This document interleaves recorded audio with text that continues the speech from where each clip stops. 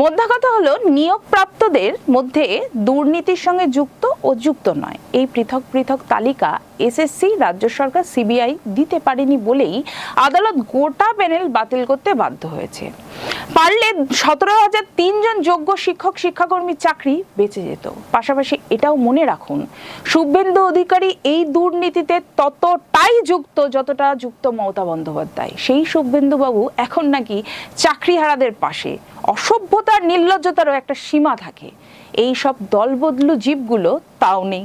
মাধ্যমিক উচ্চ মাধ্যমিক স্তরে এই 8,824 জন শিক্ষক ছাত্র পড়িয়েছেন। কি যে পড়িয়েছেন তা ঈশ্বরই জানেন।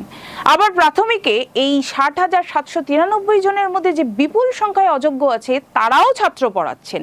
নিশ্চয়ই ভুল পড়াচ্ছেন বিকাশ রঞ্জন ভট্টাচার্য নয়, গোটা সরকারি শিক্ষা ব্যবস্থা এবং বেশ কয়েকটি প্রজন্মকে ধ্বংস করার কারিগর মমতা বন্দ্যোপাধ্যায়। সব থেকে বড় কথা হলো, তৃণমূলের দুর্নীতি 2011-র পর সমস্ত নিয়োগকেই সন্দেহের তালিকায় তুলে দিয়েছে। মেধা ও যোগ্যতার মাধ্যমে চাকরি প্রাপকদের কাছে তা বড় যন্ত্রণার, বড় অসম্মানের।